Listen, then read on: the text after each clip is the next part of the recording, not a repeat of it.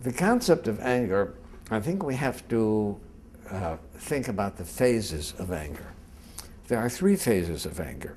One is somebody provokes me. I feel angry, okay? I don't have any control over that, right?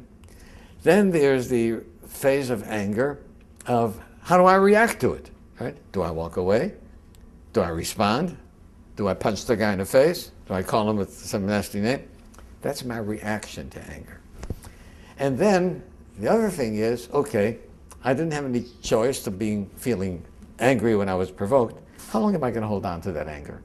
An hour? A day? 22 years? Right? So in order to keep things straight, I give these three phases three different names.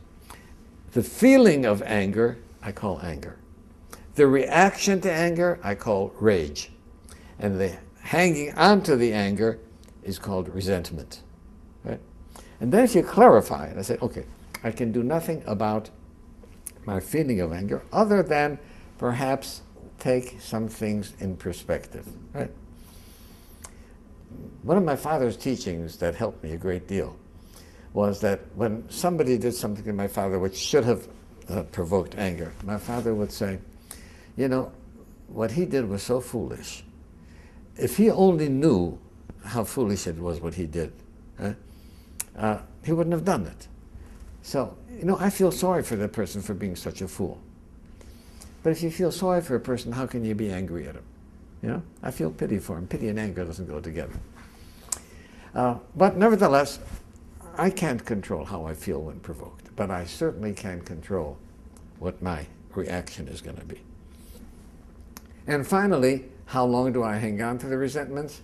My greatest lesson came from Alcoholics Anonymous, where somebody said, harboring a resentment is allowing someone who you don't like to live inside your head without paying any rent.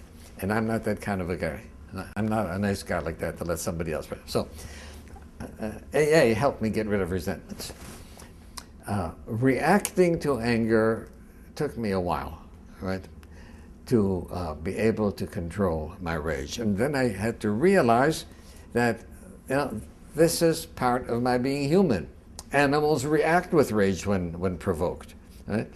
I, as a human being, am supposed to be above that. You know, I'm more than a Homo sapiens. So I learned how to control my anger. So I think those are, if a person keeps those things in mind, right? And there's some people who feel guilty for feeling angry, right? Especially at a parent. Right? You don't have a choice, right? The feeling of anger is nothing of yourself. And if you don't have a choice, there's no reason to feel guilty about it. How you react? Oh. Now, my suggestion is keep an anger journal. Right? Here's what happened today. Right? Somebody did this, is that, and here's not how I did. Right? Then at night, you see, at the time that I'm provoked, my thinking isn't clear because I'm under pressure to respond.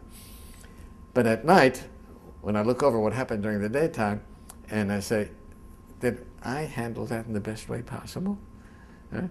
Could I have done something better? And that becomes a lesson for the next time. Right?